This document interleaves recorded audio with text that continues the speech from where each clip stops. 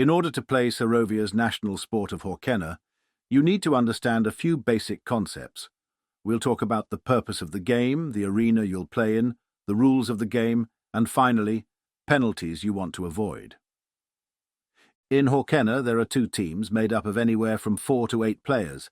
However, at any given time, there can only be a maximum of 4 players in the arena. Of these 4 players, there is one goalkeeper with a unique coloured jersey and a mixture of no more than 3 forwards and defenders.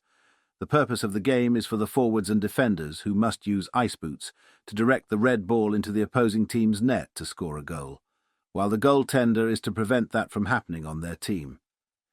Teams win points by scoring goals, and the team with the most goals at the end of the game wins. When you play Hoquenna, you'll play in an arena like this. There are 2 blue lines dividing the arena into 3, and 1 red line dividing the arena into half. On either end, there is a net where the goalkeeper protects. You might notice there are 5 yellow spots on the arena. These are drop points. We'll get to these later.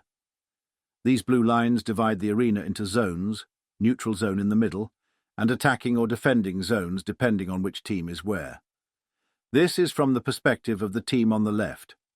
These blue lines control a lot of the rules of the game. For example, the goalkeeper is tasked with stopping the opposing team from scoring in their net, but cannot go past their closest blue line without receiving a penalty for their team. Additionally, when forwards and defenders are attacking the opposing team in the attacking zone, the player with the red ball must cross the blue line before any of their players do, or else the game is halted and restarted at the centre drop point. Players who are already in the attacking zone battling for control can freely intercept the ball at will. A goal is scored when the ball fully touches the red carpets, as dictated by a game referee. The referee is in charge of making sure all players play fairly and in accordance with the rules. If a player breaks a rule, their team receives a penalty. The offending player usually goes into a timeout for 2 to 4 minutes, depending on the severity, leaving their team under strength and at a disadvantage. It is important to note that player killing is enabled at all times. Conflict and fighting are permitted.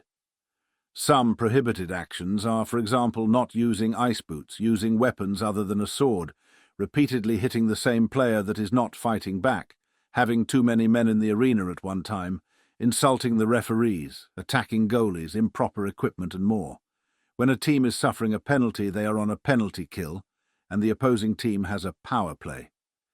The game is divided into 2 halves, each 8 minutes long. In between each half is a 6-minute period to rest, plan, and strategize for each team. Penalties and goals pause the game and the game timer, and the game will restart at a drop point.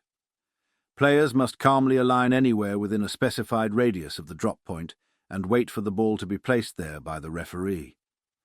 As soon as the ball is placed, the players may begin to move and compete for possession. This is known as a face-off. In the event the game ends with a tie, the game will go into 5 minutes of overtime. This is another half of the game, but with shortened length and is sudden death. The first goal wins. If no team scores within 5 minutes, the game will go into shootout mode, where each team only has 1 goalie and teams take turns submitting 1 player to score. The first team to 3 goals in the shootout wins.